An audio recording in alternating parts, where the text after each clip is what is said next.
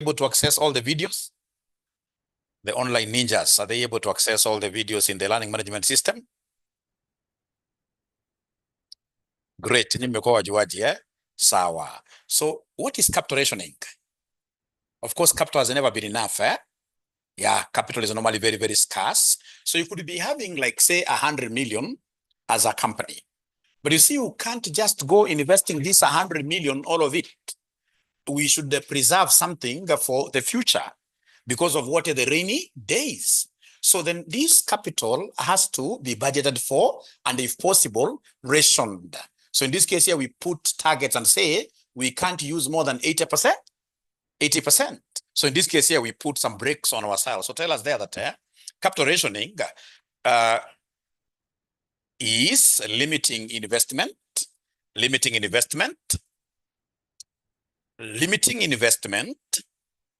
in projects, due to budget constraints. Limiting investment in projects due to budget constraints, even if they are profitable. Limiting investment in projects due to budget constraints, even if they are profitable. Full stop. Types of capital rationing. Types of capital rationing, there are normally two. We have hard capital rationing. So number one, we have hard capital rationing. Hard capital rationing. Yeah. Whenever you hear of hard, these are normally caused by external factors. Yeah. Banks are not able to finance us, etc. So caused by external limits. External limits, e.g., no funding, yeah, from banks, investors are outside there, etc. So automatically that will be hard capital rationing. There is nothing you can do to flex this as an organization. You don't have a loan. That is it. You must learn how to live with it. And then, of course, now you do your financing decisions optimally. And then we have now the soft capital rationing. Soft capital rationing. So soft capital rationing caused by internal decisions. Caused by internal decisions.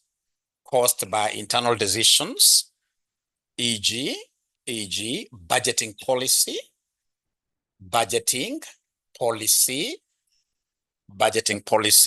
comma, risk controls, etc. Risk controls, etc. Now, for us to be able to appreciate what we are talking about this evening, ladies and gentlemen, I would want us to immediately look at our past papers. And the question that I would want us to do today, yeah, I hope now they have past papers, either soft or a hard copy. Yeah, so I would want us to look at August 2022, question number 4C. August 2022, question number 4 cow. August 2022, question number 4 cow. August 2022, question number 4 cow. Yeah, August 2022, question number 4 cow. Very, very popular in your exams, this area. And it's an area that I can't really just point a video to you and then expect you to understand. This, I have to do it in class. Do you have a past paper? Maybe they can give you a link because everybody should be having those papers. August 2022, question number 4C. The online students, have you been able to get access to this question? Online students, have you been able to access the question? Online students, have you been able to access the question? Yes, at least Anne-Marie has been able to do it. Yeah, this is advanced financial management. I know linear programming at times can confuse you. People may think it's QA. Actually, I should write here AFM so that ninjas in this case here won't be confused, eh? Advanced AFM, capital rationing, advanced AFM. Check your past papers, you'll be able to see that question. It's called Ngao Limited. So I read, Ngao Limited is considering investing in two capital investment projects, X and Y. The project's cash flows are provided as shown below. So we have year 0 to year 3, project X and project Y. The funds available for investment in both projects are restricted as follows.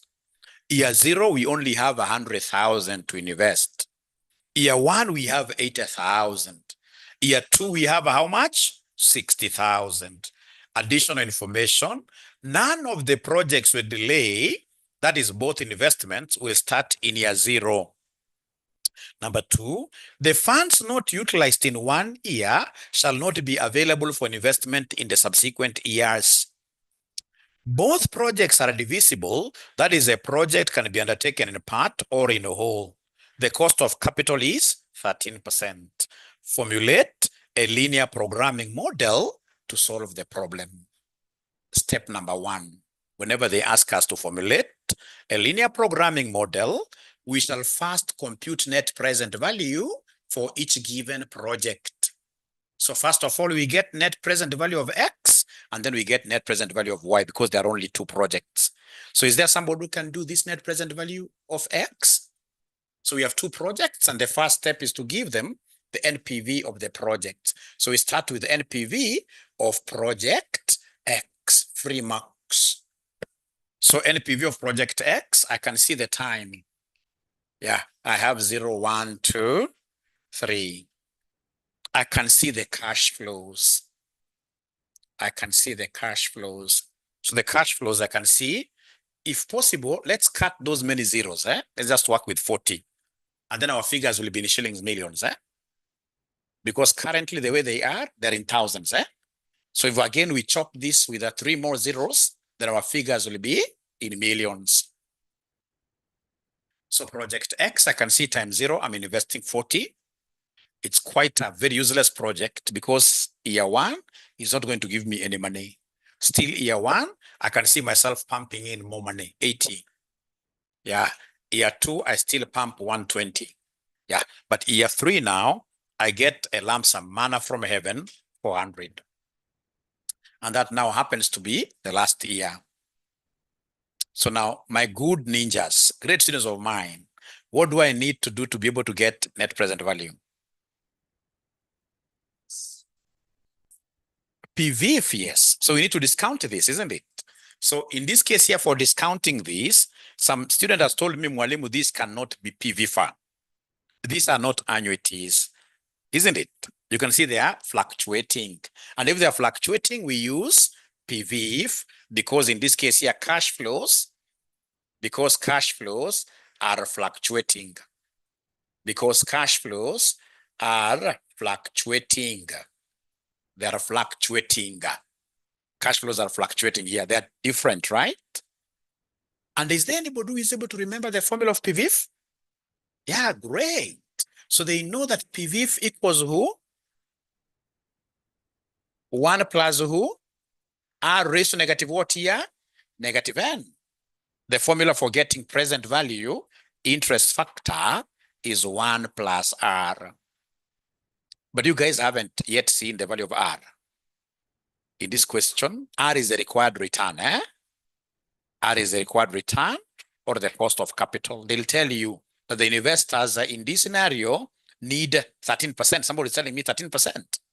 Yeah, so therefore R is 13%. So then this one here will be 1.13 raised to negative N. 1.13 because you see R is 0.13. So therefore, my PV, of course, in your exam, you'll start using your tables often. But for now, I want you to get a firm grounding of these concepts. So in this case here, the first one, it will be 1.13 raised to negative. What is our N here? The time period is 0. So you keep on doing that. You keep on doing that. You keep on doing this. Yeah. And then remember, how many decimal places are we talking about always in PV? 4. There are 4. There are 4. Therefore, so please go ahead and give me the numbers. And if you feel that I'm a bit fast, always tell me, Mwalimu, there you're a bit fast. All right. So at least the formula of PVF, that is not a tough one. That is a very easy one. Yeah. So in this case here, Lincoln Mwangi, my friend, has given me a figure of 1. He has given me 0.88. Is it 50? Yeah, great. We shall always use our calculators. We shall always use our calculators. If you don't know how to raise, I can come to where you are and then I'll be able to show you where. Yeah, Lincoln is telling me that if I take 1.1, there is this raised function in your calculator. If I take 1.13 raised to negative 2, this ninja is getting 0.6931, this one here. And then this one here is 0.7. Talk to me. This third one, the third figure is supposed to be 0.7831. So now having gotten these PVs, now you can come and give me the discounted cash flows. Give me the discounted cash flows. You can write that in full if this is your first time to encounter this. You give me discounted cash flows. So discounted cash flows, my friends, what do? We take the cash flows that we have, we multiply them by PVs. So like this will be minus 40 times 1, which gives me minus 40. This will be minus 80 times this number. Please give me the answers. Please give me the answers. 70.8, negative, isn't it? Yeah, thank you so much. And then the third one, it will be minus 120 times 0.7831. Negative 93.7.972. Thank you so much. Thank you so much. Thank you, Lincoln. And then we have the last one, which will be the only positive one. It will be 400 times 0.6931. 277.22. Thank you so much. 0.22, right? 22 or 24? They're saying 24. 24. I'm the one who had it wrongly. So after that, now that these are discounted cash flows, we shall add all of them.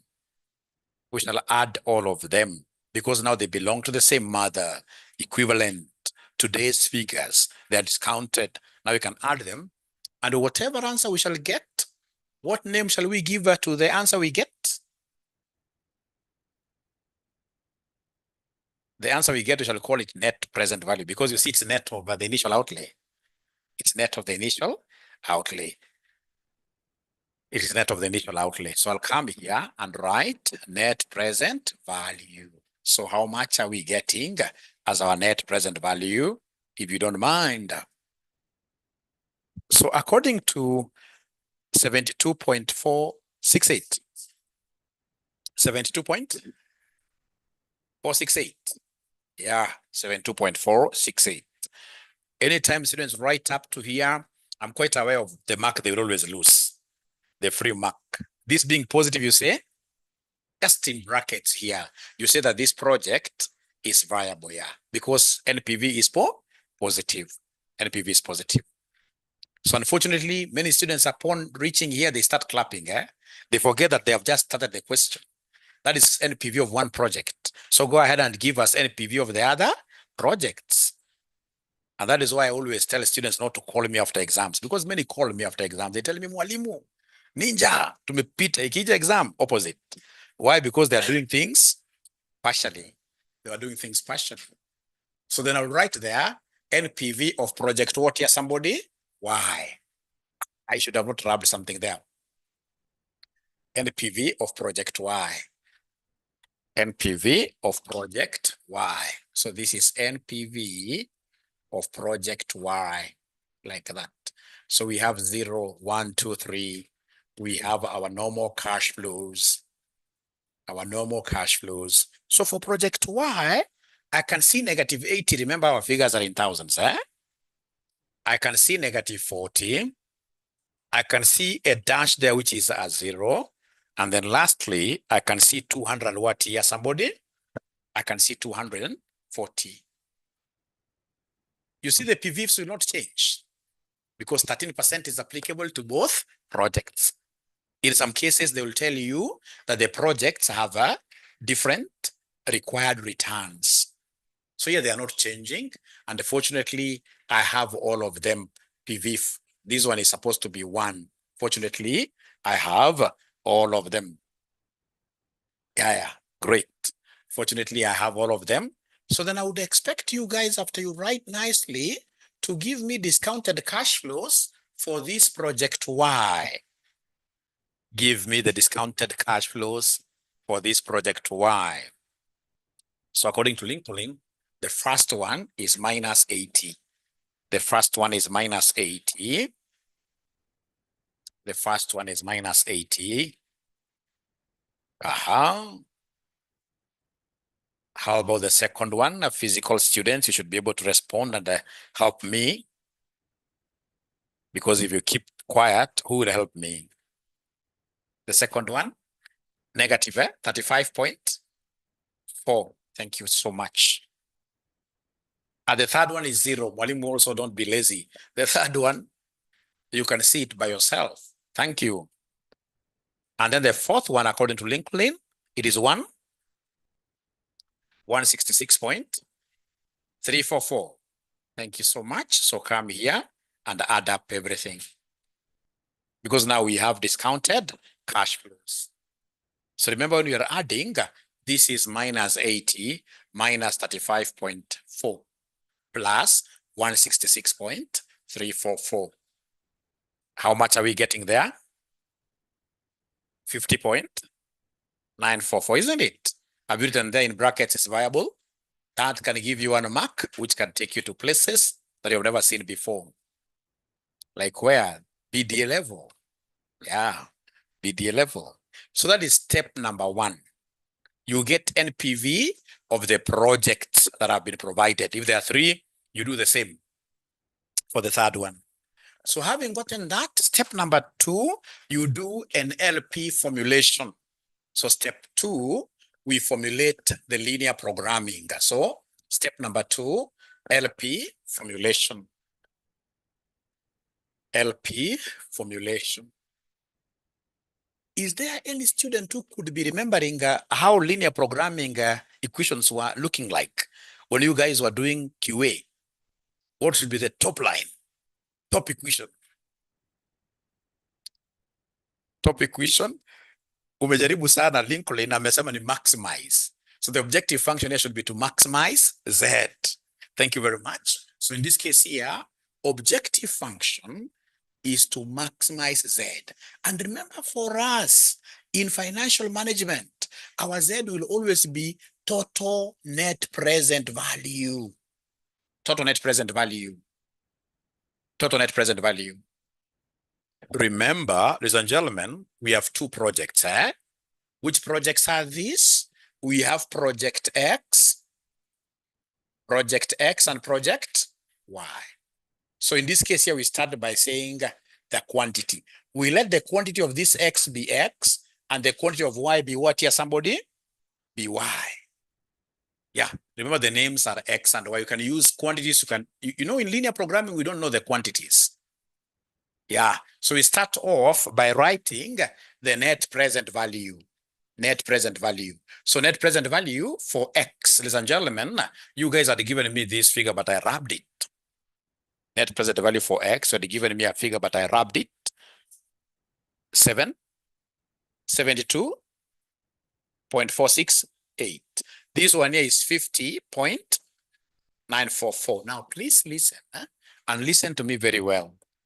This quantity for us in finance, it is the fraction of the project. Fraction or proportion. So if you do a whole project of X, you get what NPV? 72.468. If you do a half, then you'll be able to get NPV of a half times that. Now that you're taking X, then what will be that? Look at this. So the objective function is to maximize the total net present value, which will be 72.468X plus what here, somebody? 50.944Y. Like that. Because you see, we are implementing the two projects. What we are not sure of is whether we shall implement them wholly or partially. Is whether we shall implement them wholly or partially. Because they have told us here that the projects are divisible. But we don't know whether we are going to afford both of them fully because of capital limitations. So the objective function is to maximize the total net present value. Yeah, if we invest in fully X, then we get this. But you see, we are taking just a proportion. So we take this times this plus this times this. Now from there, you go ahead and they give us the capital constraints. Capital constraints. So give us the capital constraints. So give us here the capital constraints. So these capital constraints, there are three. There are three. So remember, we have here X and we have Y. So look at note number, actually it's not a note, just the table, second table. The table before additional information. The table before additional information. Yeah, so they have told us there, the funds available for investment in both projects are restricted as follows. How much do we have available in year 0? 100, isn't it? And then in year zero, you can see in this case here up there from table 1. Table 1, year 0, X needs how much? No, they're not saying table 1. X needs 40, isn't it? So at year 0, X needs 40. And then Y needs how much at table 1, 80. 80. And then you have got how much in total here to invest in year 0? 120 or 100? 100. Don't add. So this is maximum available. Maximum available is 100. Maximum available is 100 at time 0. And yet, if I invest in X fully, I need 40. If I invest in Y fully, I need 80. So I can see there is a restriction. Yeah, I can't surpass what here? 100. But how do I write this constraint now? So it means that I have to take a fraction of X and a fraction of Y. So remember, we already have our fractions. So we'll come and say capital constraints. Constraint number 1, 40X plus what here, somebody? 80Y should be 100 exactly. No, good try, but wrong. Should be less or equal. Yeah, should be less or equal to 100. Because you see, if you decide to use more than 100, then you're a thief. Because you can't use what you don't have. The maximum you have is 100. So it is either you use that exactly and finish it, or you use what here, somebody? Less. We use less. Can I give you 1 minute to try the second constraint coming from year 1? Given that they have given you the maximum for year 1 that is available, just try. Even if you don't get it right, so what? This is called adult education. There is nobody who is a fool. Only that we have challenges of being very busy outside there. Yeah.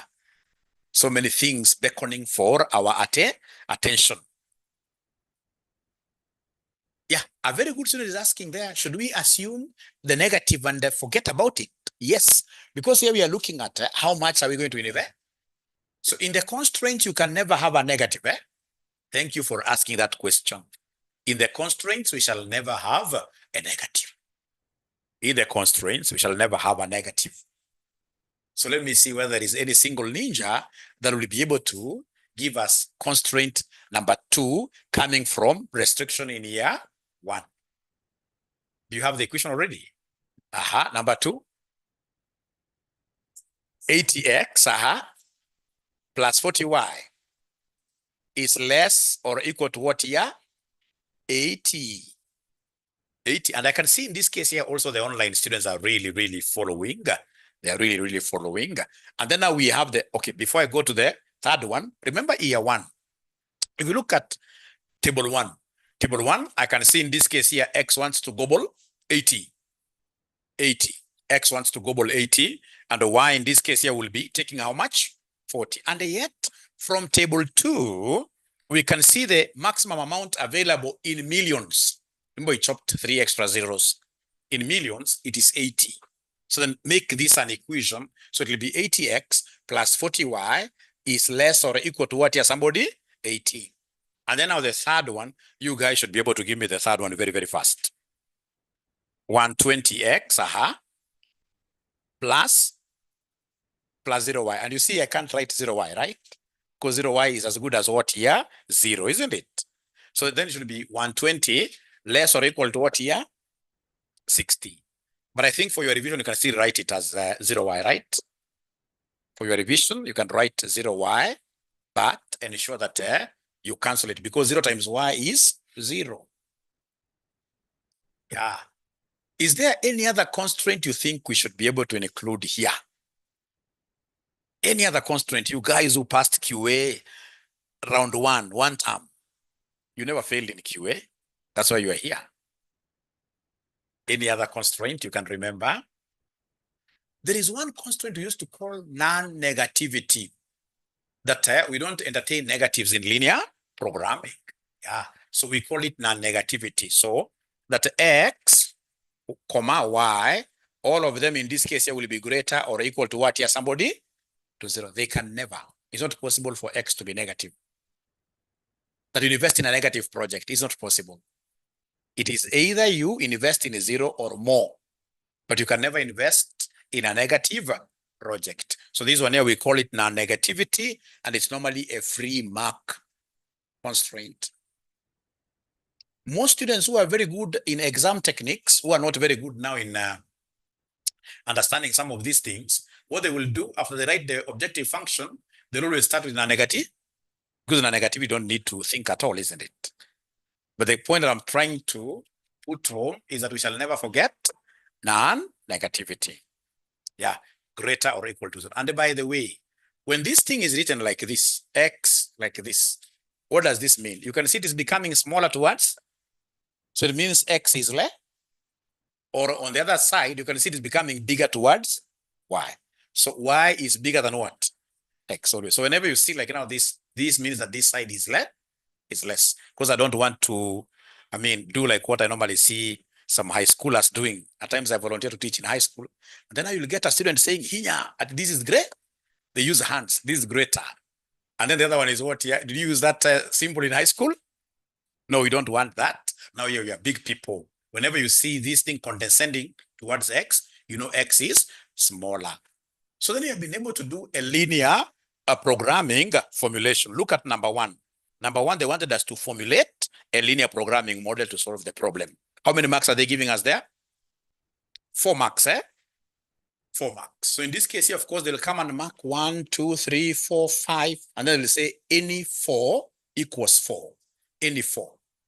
Yeah, so easy marks. So you have in this case here, you have 4 marks that can easily make you see places that you've never seen before. I was doing a big blunder here. Yeah. All right. Now, so we have done number 1. So let's do number 2 now. So now we are doing number 2. Using the graphical approach, solve the linear programming model and hence determine the proportion of each project to be undertaken to maximize net present value. So now they want us to draw a graph. So how do we draw this graph? Sorry, you have to read for me this. It was objective function here was to maximize z, which was equal to what, please? The objective function, just the NPVs, if you remember them. 72 something. 0.46. 8x plus 944y. And then we went to what we called capital constraints. So these capital constraints, the capital constraints, ladies and gentlemen, we have here number 1. The first one ilikuwa namna gani? 40x plus 80y, 100. And then we had number 2. Thank you so much. Now I want to draw a graph. So in graphing, we only graph constraints. We don't draw the objective function. So we are going to draw, in this case here, the constraints here. Remember, we are calling this topic linear programming. How many points do we need to be able to draw a straight line? 10, No, we need how many points? 2. So whenever in this case you want to draw any straight line, you need 2 points. So then, ladies and gentlemen, we shall go to each constraint one at a time, looking for the 2 points. Let's go to our constraints. We look for these 2 points one at a time. And how do we get them? Very easy. We start by asking ourselves, when x equals 0, what will be the value of y from constraint number 1? If x was to be 0, this dies. So it means 80y will be equal to 100. Therefore, y alone will be 100 divided by what here, somebody? 80. When x is 0, yeah, this term disappears. Forget about the inequality. Read this as if it's equal. So it will be 80y equals 100. So then y will be 100 divided by 80, which gives me what figure? 1.25, isn't it? 1.25. So are these 2 points? Uongo. This is 1 point, because on a Cartesian plane, whenever you have a point on a Cartesian plane, it will have x and y. X and y. So this is just but 1 point. So I need another point. So what do you think shall I do to be able to get the second point? Talk to me. When y is 0, when y is 0, when y is 0. So for constraint number 1, when y is 0, what will be the value of x? Imagine sio noma. Msishangae sana, sio noma. Usiende kusema leo tumefanya mathematics. Hakuna, bure. So you see, when y is 0, you see this term disappears. This term, so 40x will be equal to 100, meaning that x will be 100 over what here, somebody?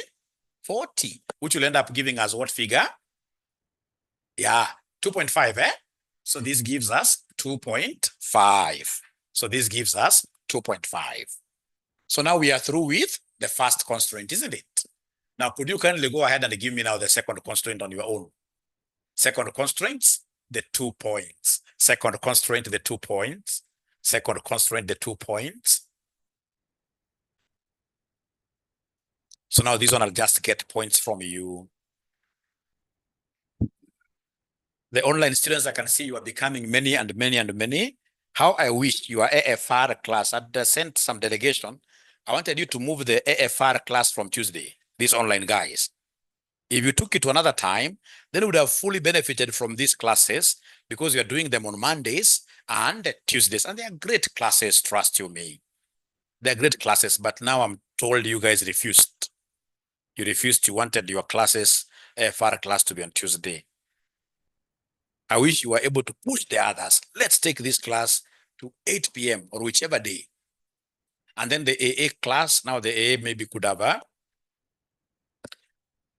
yeah, because I'm telling you, if you stick with this class throughout, you can never go wrong.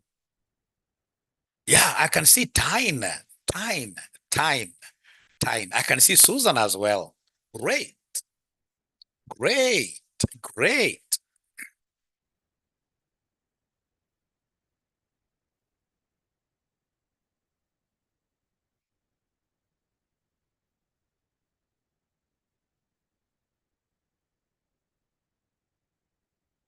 So they're telling me, but Mwalimu, this is really easy.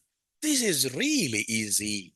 That when x is 0, the value of y here will be equal to what? Look at this. When x is 0, this disappears, right? So 40y will be equal to 80. So then y alone will be 2. Thank you. And then we ask ourselves the other question. What about when y is 0?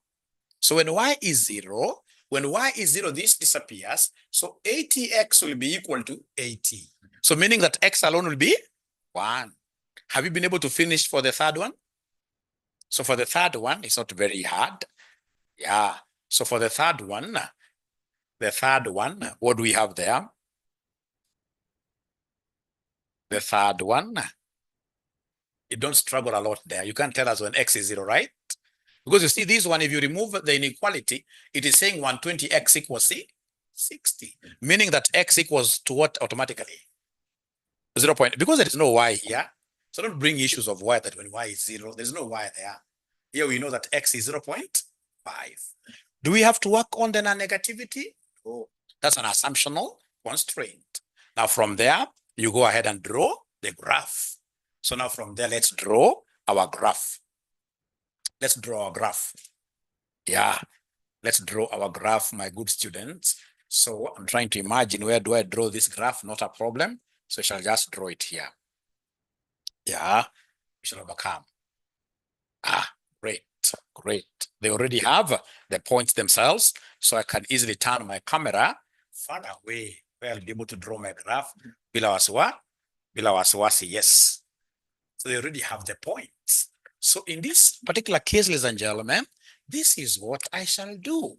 This is what I shall do. Bracadabra. You know, there are also some, even if you say that Kasneb is unfair, but also there are funny students. So they get a student who has, in this case here, very good Cartesian plane points, and then they come and write here why, and then they write here what here. Is this normal really? No. We know that always y should be this one, isn't it? Yeah, we shall overcome. So this is y, and this is what here? X. Now, when you look at the x numbers, which one is the very highest? I think it is 2.5. Yeah, 2.5 kwa hizi zote. So hapa ningekuwa mimi naanza straight away na 0.5. Yeah, 1, 1.5, 2, and then we have 2.5 like that. Yeah, inanga shida. Hata kwa y enda fanya the same, eh? Hata kwa y fanya the same. Sema 0.5, 1, 1.5, 2, sema 2.5. Tumia the same scale. So ladies, I'm addressing you here now. Yeah, we shall not be using, like now this one, you don't have to use like a ruler. We are not doing architectural drawing. Unachora tu haraka haraka. I know you're very neat, lakini unachora hii haraka haraka tunamaliza. Ama lazima tuwe wasafi. Great, great. Great, okay. So have they been able to draw their planes? Yeah. So then let's, in this case here now, map out our points. See how, no, let me give you 1 minute to finish drawing. And then once you finish drawing, write y there. The physical students can write, the physical students can of course shout. They can say, yes, we are done. We are done. Yeah, Stella says, yes. So can I continue? The physical students now, they're not talking to me, but I can see they are okay. So you see, I will come and take the first point. Hapa tusifikirie sana, inakwambia the first point hapa y ni ngapi? And of course, x is 0. So hapo unakuja tunasema y is 1.25. So where is 1.25? It's here. Yeah, this is 1.25. Yeah, you mark it. Y is 1.25. Mark it. Alafu x ni ngapi woye? Ukiangalia x on the other side, there's somebody. This x is 2.5 for line number 1. Don't mix your lines. It is 2.5, isn't it? So for x, you come and do that. And then you can use a ruler. Kama unajua mkono zako zinatingizika sana, then please make use of a ruler. And then you call this one number 1, constraint number 1. Pass the line a little bit there and call it constraint number 1.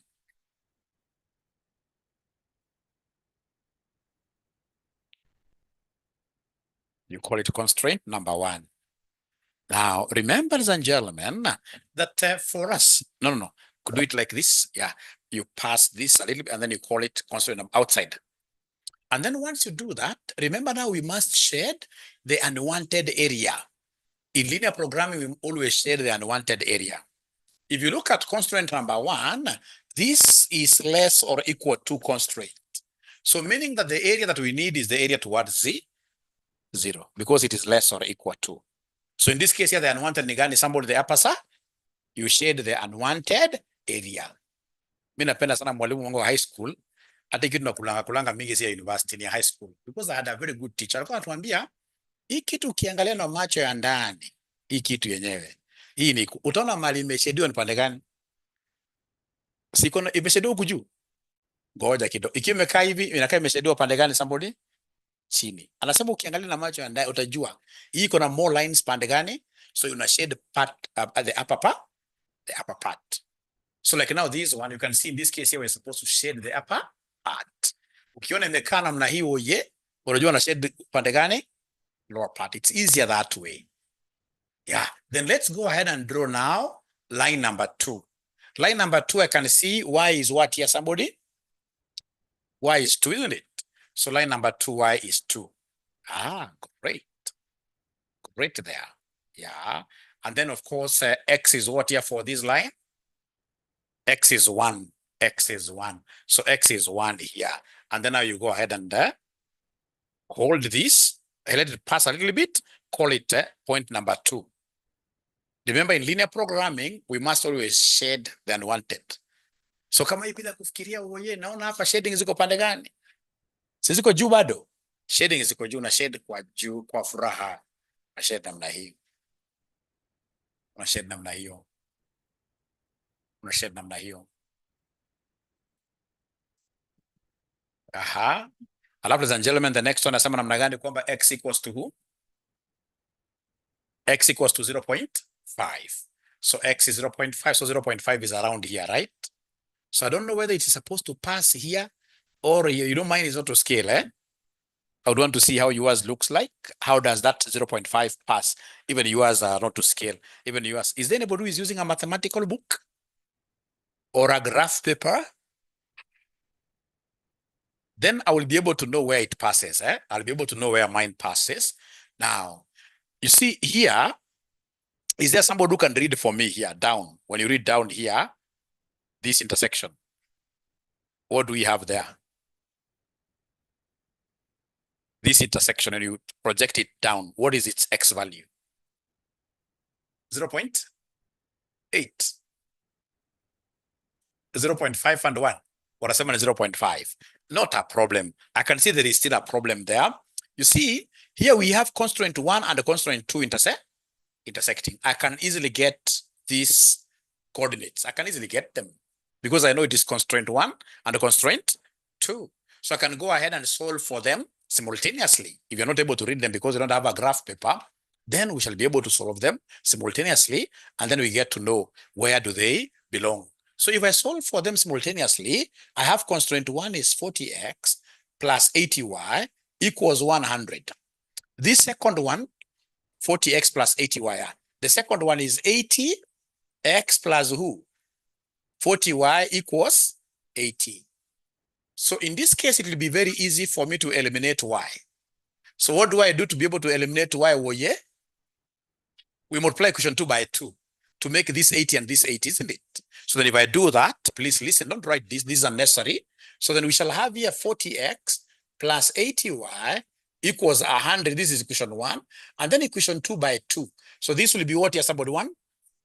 160x plus 80y equals 160. So please go ahead and subtract to eliminate.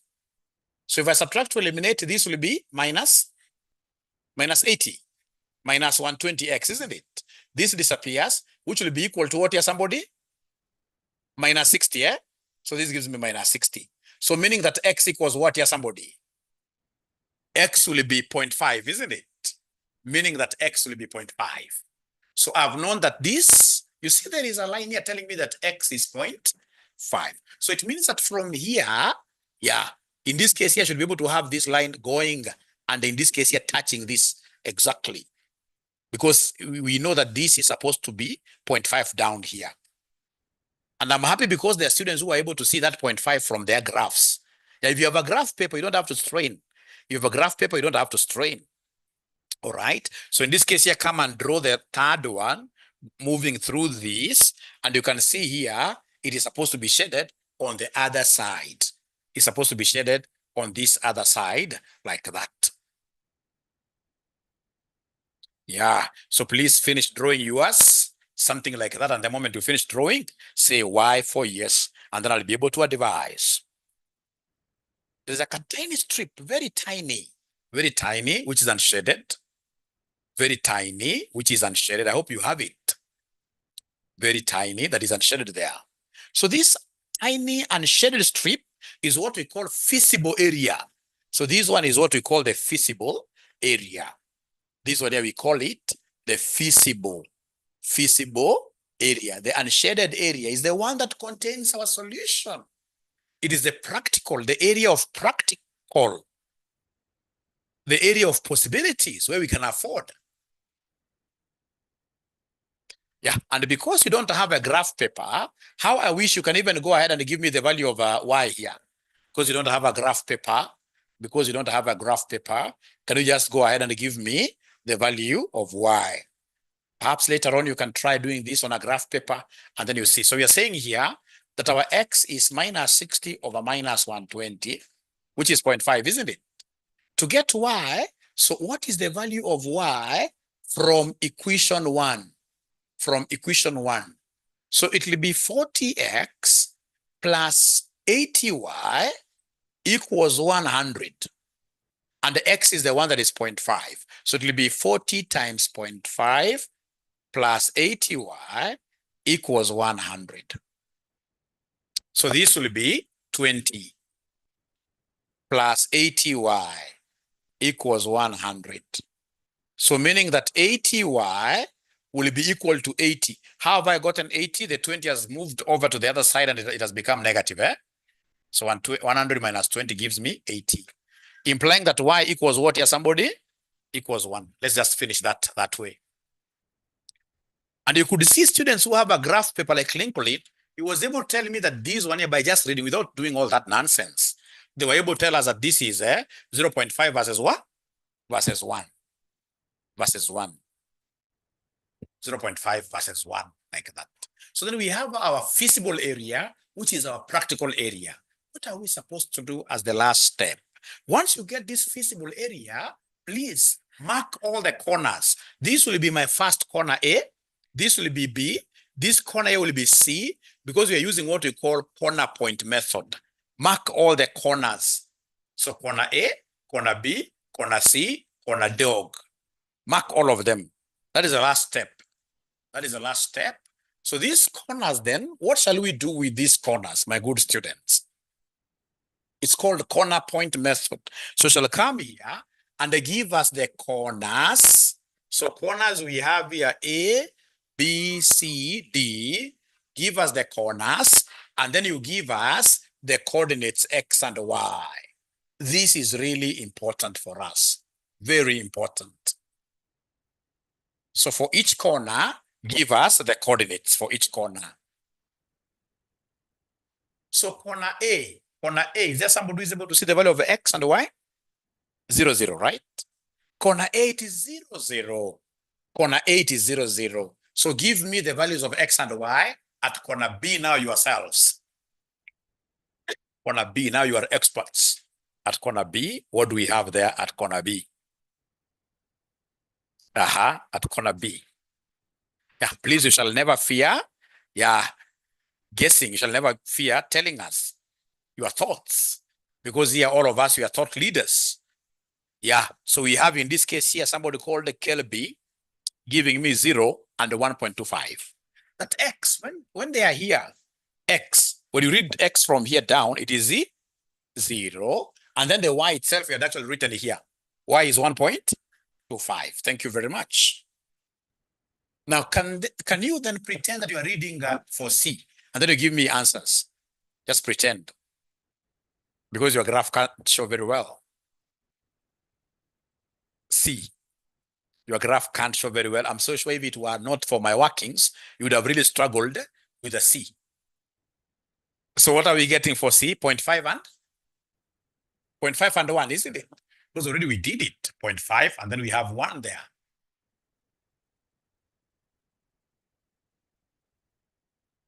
How about dog? Dog. 0 and 1. Uongo. Dog. What is the value of X here? It is 0.5. And then Y is the one that is 0. So we have 0.5 and then we have 0. So you got brother umeweza catch up. Mbona umekuwa na kashida? Catch up, Great. Great. You shall never fear mwalimu. Mwalimu is your academic father. You shall never fear mwalimu. You shall never fear your father. You can fear your mother, but you shall never fear your father. Never. I'm on the other way around. Great. So then, ladies and gentlemen, what do we do with each of these corners? Now we evaluate our objective function. Remember, our objective function was Z, which was total NPV. Woi nilivuta yangu kitambo. Ilikuwa namna gani Z? ilikuwa namna gani Z? Nilivuta yangu kitambo oye. Z ilikuwa namna gani? 70 point 72.468x, isn't it? Plus 50.944 y, like that. Yeah. So now you get the value of Z for each corner. For each corner. Oh, yote nikuanzishie. Nikija kama hapa nitasema 72.468 times 0 plus 50.944. Y is as well Z. So I know everything here is Pongo 0 for the first point because I'm plugging in. I'm plugging in there. 72.468 times 0 plus 50.944 times 0. So that will give us 0. That will give us 0. So are they able to do the same for corner B now without much hassles? So for corner B, what do we have here? 72.468 times what here, somebody? 0 plus 50.944 times who? Times what? 1.25, isn't it? Please give me a figure there. So according to Lincoln Mwangi, he is getting 63.68. Thank you very much, which has been confirmed by some gentlemen in class here. Thanks, Harriet. Harriet must be a new student here. Welcome. Now we go to corner C. So corner C, what do we have here at corner C? So we have 72.468 times 0.5 plus 50.944 times 1. Times 1.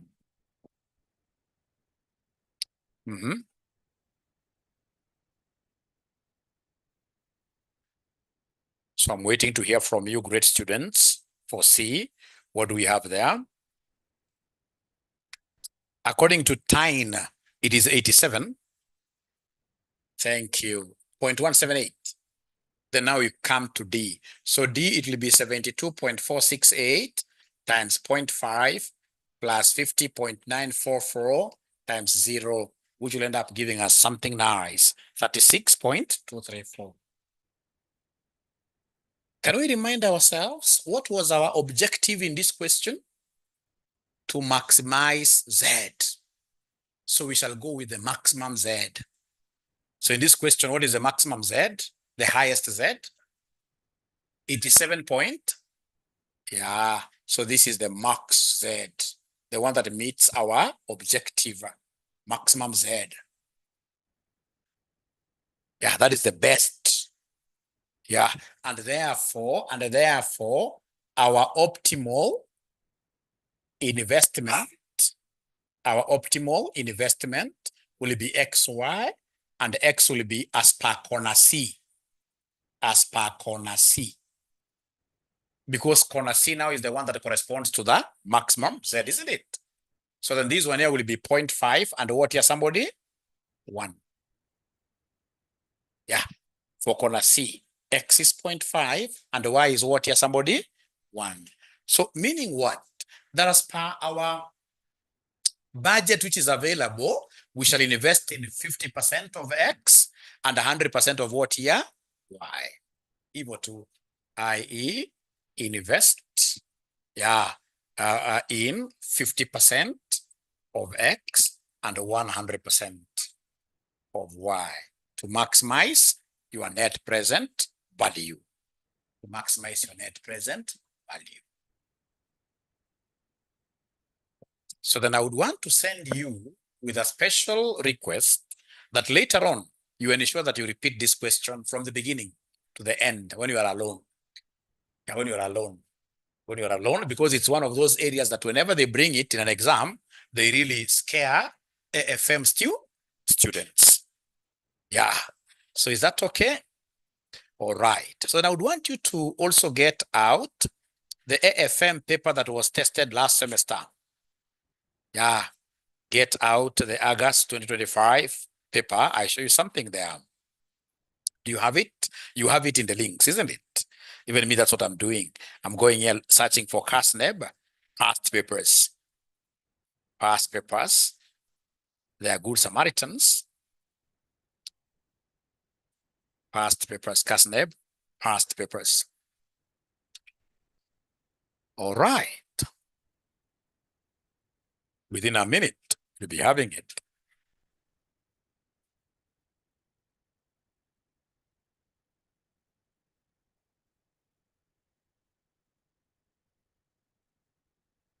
So is there anybody who is able to see a capital rationing question for last semester? For last semester, anybody who is able to see capital rationing question? It came. It came and we waited for it. It came. You know, you must train yourself to start in this case here, knowing exactly areas where these questions are coming from, because in many cases, students will come out of an exam and they tell you, Mwalimu, I don't even understand where those questions were coming from. So you need to start. So this was question number 1. Question number 1. Question number 1B last semester. Question number 1B. Last semester. Question number 1B. So we start with part B, I know I've done this with some 2 students in here, but they allow me to repeat this. Yeah, so we are told here, Ushindi Limited is considering the following projects. Are we there? So we have projects A, B, C, D, E. Initial outlay has been given, annual revenue, annual fixed costs, and project life has been given. Additional information, variable costs are 40% of annual revenue. So you can see they have given us annual revenue up there on the table and annual fixed cost. So variable costs weren't given. So down there, they have told us how to calculate variable costs. Each project is divisible. Projects D and E are mutually exclusive. Cash flows are confined within the lifetime of each project. Cost of capital is 10%. Ignore taxation and depreciation. The company has a capital limitation of 400 million for investment. All cash flows occur at anniversary what year? Dates. So required optional allocation of the available capital to the projects. That examiner there was wrong. It's supposed to be optimal allocation of the available capital to the projects. So this question, is it very similar to the one that you have done? If you're keen, you realize that here we only have one limitation. Yeah, we only have one constraining amount of how much here somebody 400, given note number 7, isn't it?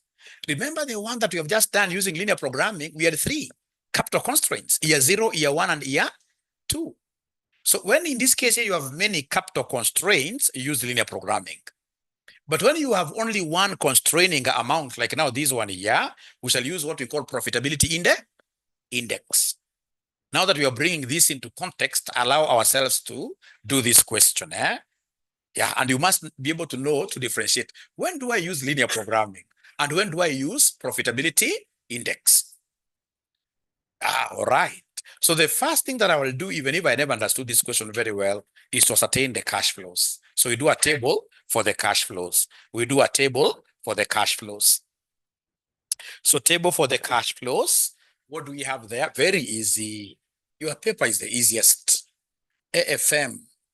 What I know, there are 2 very easy papers. That is AMA and AFM, the easiest papers in CPA, which should never scare you. So we have 3 projects. No, not 3, there are 5. So we have here A, let me size my board. A, B, C, D, E. So we are doing like an income statement to start with. Yeah.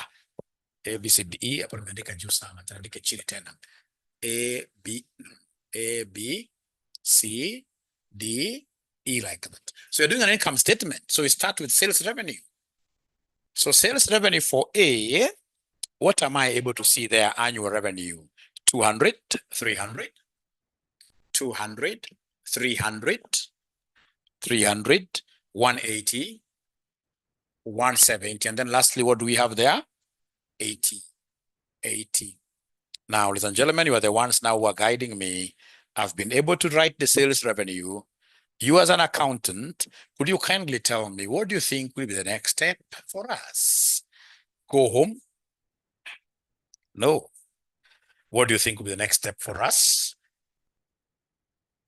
Yeah, great question there from Lincoln.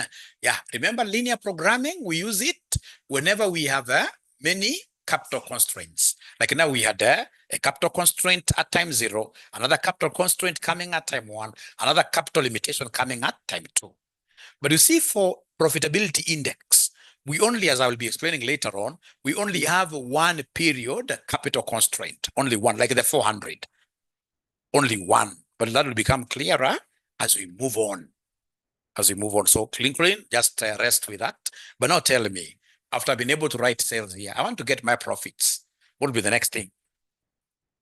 We less variable cost. Thank you very much. So come here and less variable cost. I'll write this like that. You guys can write it in full. And the variable cost, they have given us, ladies and gentlemen, a criteria for the same. They have told us we use what percentage? 40% of the revenue. 40% of the revenue. We normally feel sad when we go to these exams, get students who don't write anything on their booklet. Yeah, everything is empty, empty, empty, empty. But some of them, in this case here, always remember to tell God to bless the work of their hands. And they have not written anything. Even if this great Lord of ours is very, very marvelous, I mean, try writing something. So less variable cost at 40%. So 40% of 200 gives me what figure? You simply say 0.4.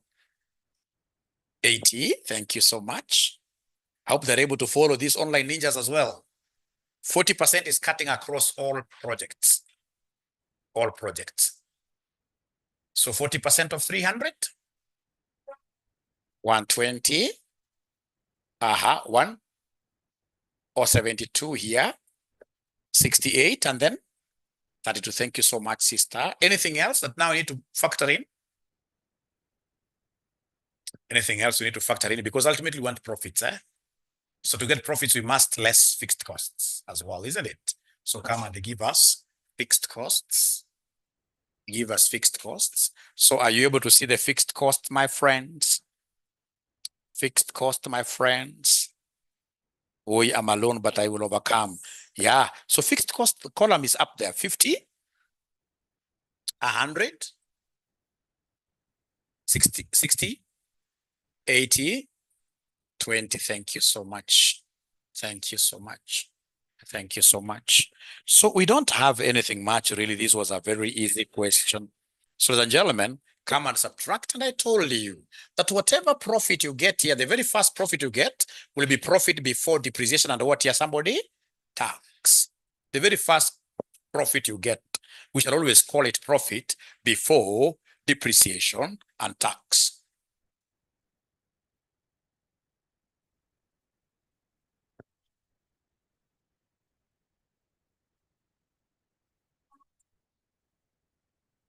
Okay.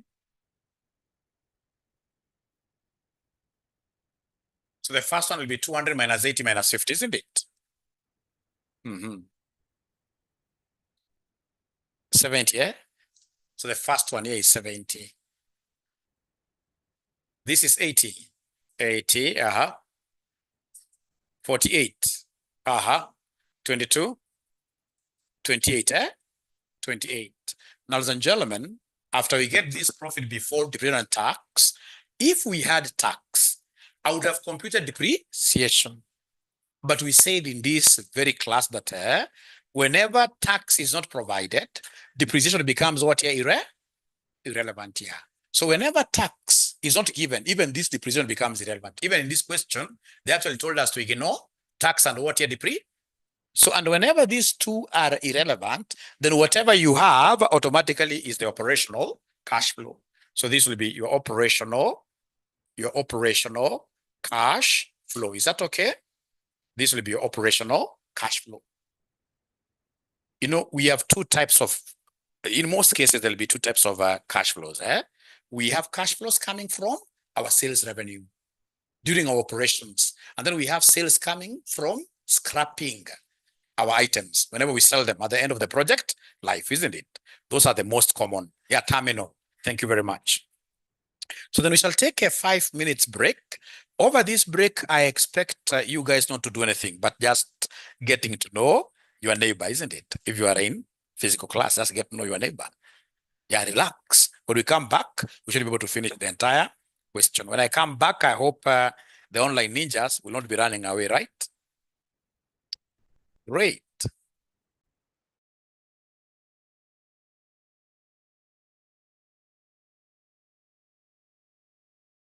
So remember, ladies and gentlemen, that these are what here, somebody, they are regular.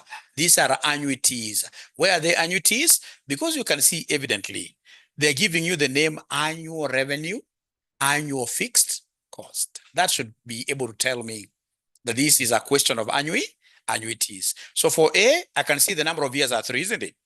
Yeah, so then how about the cost of capital? So we have here PV for 10%, 3 years. Is that okay? This will be PV for 10%. How about project B? Number of years are how many? 5, eh? Then we have PV for 10%. How many years for project C? 4. Then we have PV for 10%. How many years for D? 10. Then we have PV for 10%. How many years for project E? 15, eh? 15. So I don't know now whether you have tables you can now use to read. Do we have tables? Do we have annuity tables? So these are some of the small things that students confuse and they give them problems. Remember, I repeat here, if this was year 1, year 2, year 3, year 4, year 5, and then the cash flows are different, then it would have been PV, it would have been irregular. Is that okay? But these are independent projects.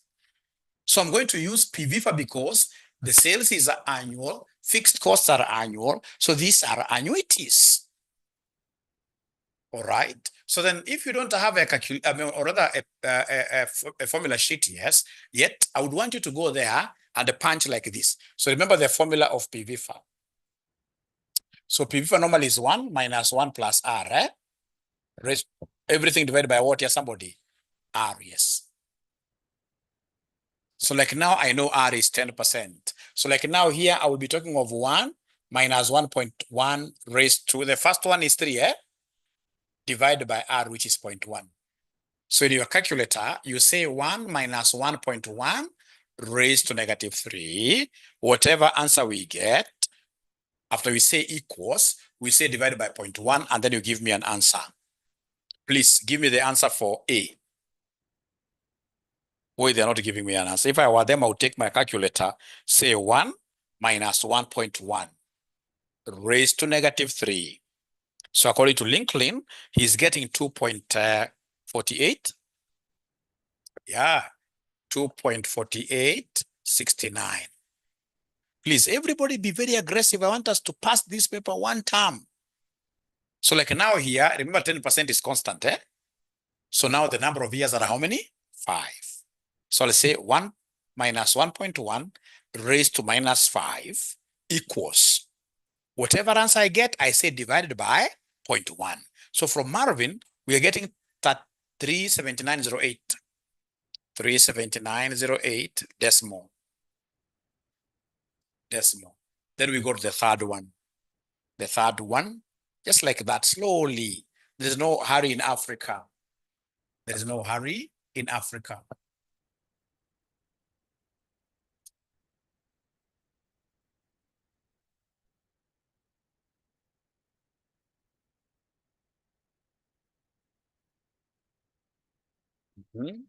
So now here we are talking of 4 years, eh? So I'm waiting to hear from a ninja. 4 years, so you say 1 minus 1.1 raised to minus 4 equals whatever we get, we say divided by 0.1. We divide by 0.1. What figure are we getting? Somebody there?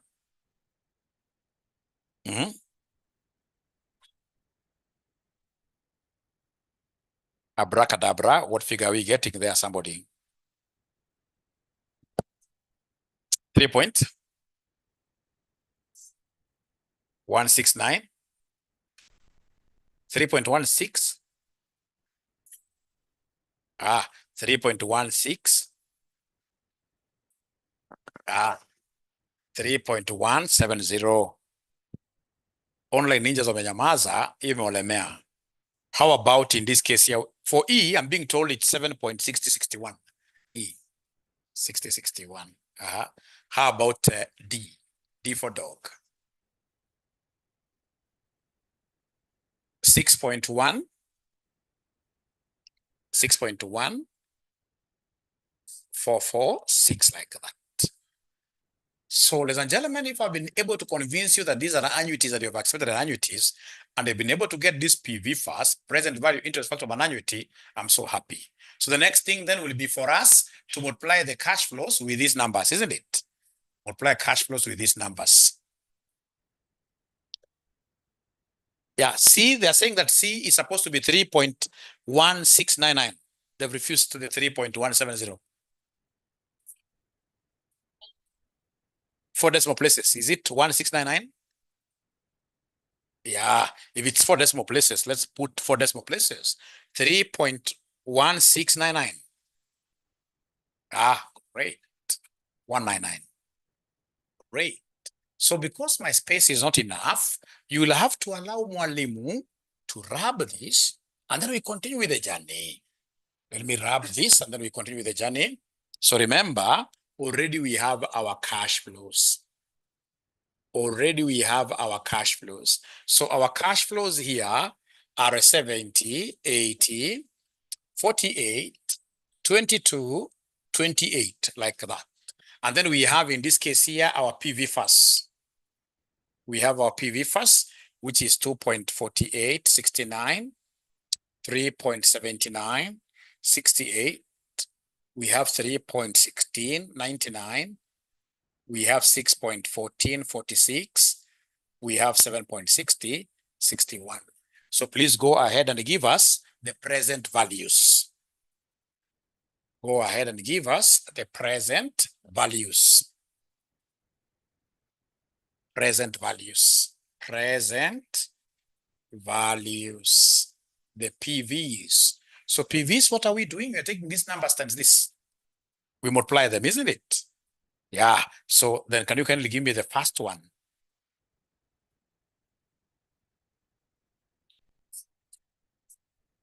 $174.083. The online ninjas are no longer talking to me now. Yeah, thank you very much. And then B, from Kelby, we have 303.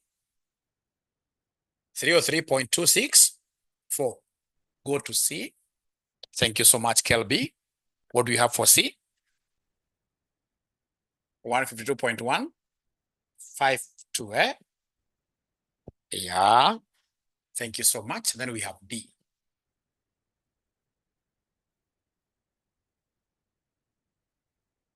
Mm-hmm. 212.97. And then the last one, which is E, 28 times 7.6061. Ya mwisho, eh? No problem, yeah. Okay, D. 135.18. 12. And then the last one is 212.9708, isn't it? Now remember, this is a one constraint question. And a one constraint question, we shall always evaluate the viability of projects, not using linear programming, but using what we call profitability index. So once you have gotten this, then we shall be able to come and calculate what we call profitability index. Profitability index. And how do we get it? We take PV over initial outlay. You take the PV which you have there over the initial outlay. You take present value over the initial outlay. So the present value, like for A, is 174.083, right? What is the initial outlay? Initial outlay is given in the question, right? 100, eh? So let me just share my paper here just in case somebody has not been able to pick it. So the initial outlay is given here for A. It's 100, isn't it? So 100. 100. Yeah. This one here, bit will be 303.264 divided by the initial outlay for boy, which is 300. No. Yeah, it's 300, isn't it? 300. And then we have 152.1552. Divide this by what year? 150, eh? Yeah. And then dog, what do we have there for dog? We have 135.1812 divided by initial outlay for dog is 120. Yeah. And then lastly, we have 212.9708. We divide this E by 180. Yeah. So what are we getting? We are getting profitability index, which is normally used to evaluate the viability of projects in a situation where we have one constraining factor. Like here, the constraint was availability of 400 million only. Yeah, if it was 400 one year, another year 250, then if the constraining factors are many, we shall use linear programming. So please give me more decimal places here. What do we have here? Somebody has PI? Please talk to me. The online guys are able to talk to me. 1.7408, isn't it? 4 decimal places. 4 decimal places. I'm waiting to hear from you now, great students of mine.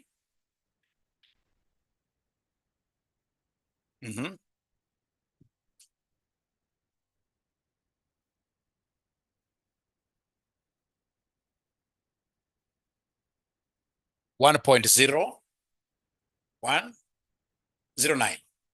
Thank you. Thank you, Anna. So now we are on Carl. So Carl 1.0. 144. 1.0. 1.0144. Okay, thank you so much. How about dog? 1.0. Sorry, dog. 1 point. Dog. 1.1. 265. And then the last one now is egg E. 1.1. 832. Now remember, the higher the profitability index, the better a project is. Normally we choose projects with the highest profitability index and give them rank 1. So remember, the basis of getting this profitability index is to rank your projects. So in this case here, let's rank these projects. Let's rank the projects. Which one takes number 1, given that it is the one that has the highest profitability index? A. So A is number 1. A is number 1. So this rank. So A takes up number 1. Number 2, 1.12, 1.18. See the E? Yeah. So E takes up number 2 because 1.18 is higher than 1.12. After that, we are ranking them. D O Wongo. D Wongo. Wongo. Because you see, there is not number 3, which tells us that D and E are mutually exclusive. You can't invest in both of them at the same time. This examiner hakutaki mazuri. Anajua unaweza ukafika hapa analeta confusion to read note 3. Read note 3. So the moment you're saying that E has been ranked, it means that D will never be ranked. D cannot be ranked because the two of them are just like the two sides of a coin. If you are to throw a coin up, alafu upate both tails and heads zimekuja up hivi, toroka hiyo ni mashetani. Because they're supposed to be mutually exclusive. When one occurs, the other one cannot occur at the same time. So again here, D and the E cannot occur at the same time. If you have ranked E, meaning that E will be one of the investment projects, D cannot occur. So we strike that off. So after that, then the third one will be 1.01, 1.0. Yeah, this one here, isn't it? So this becomes number 3. This becomes number what here, somebody? Number 4. This becomes number 4. Yeah. So then, ladies and gentlemen, after that, what do we do? Now let's prepare. Uko na marks mingi sana. By the time unafika hapa tukikosea, that is now, yeah. PVFA ndio ilifanya nikapata fail. Purity, forget about that. We shall overcome. Forget about fails. All of us are winners. I mean, with just lessons learned, isn't it? Yeah. So in this case here, go ahead and now give us the optimal investment schedule. Yeah. So now give us the optimal investment schedule. So optimal investment schedule. So then we have our projects. So our projects, ladies and gentlemen, which projects do we have here? Remember now you give us projects as per how they've been ranked. So A was ranked number 1, isn't it? Yeah, from there we have D, E. From there we have C. From there we have B, B for boy, like that. B for boy. So is there somebody who is able to remember the initial outlays? Initial outlay? Initial outlay ni ngapi ya A? Oh yeah. 100. Ndio hizi hapa initial outlay. Zilikuwa mahali hapo ya. Alafu ya E ni ngapi somebody? 180. Alafu ya C ni ngapi? 150. Alafu ya boy ni ngapi? 300. Now please copy up to there fast.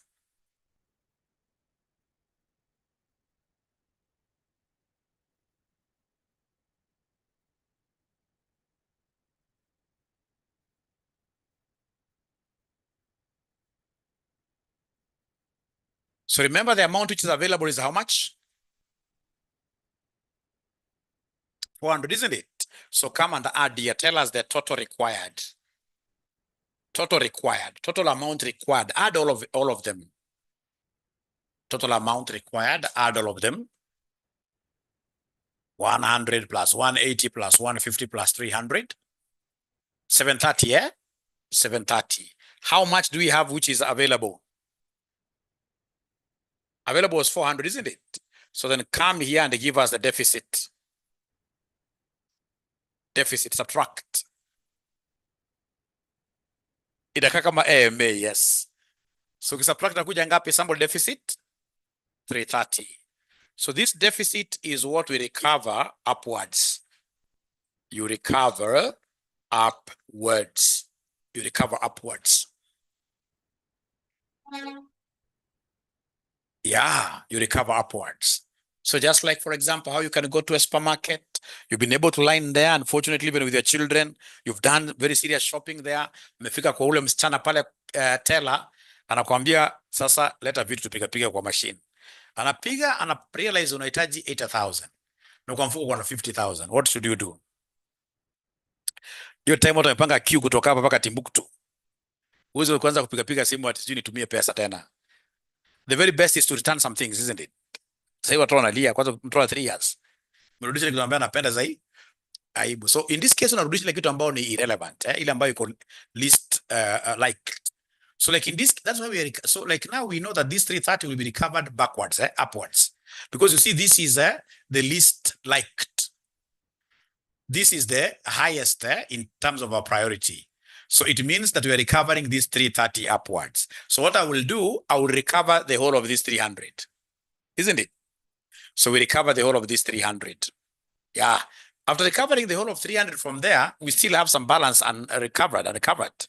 What is that balance? 30. So you go up and subtract 30 here. So that in total you have recovered 330.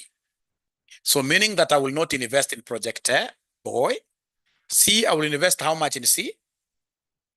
120. I'll invest 120 in C.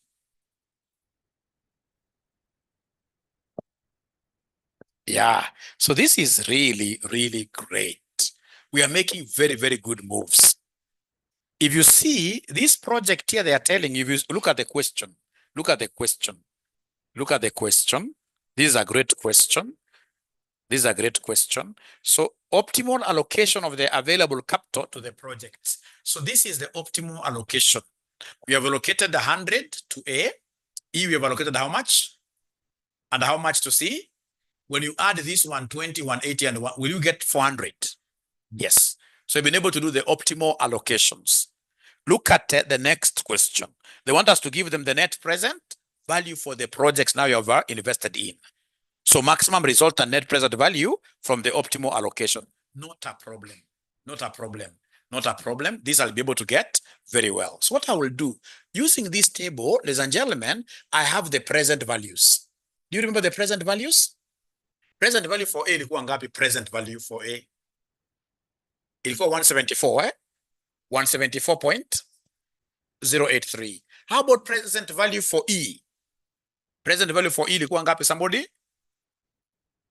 212, eh? 0.97, eh?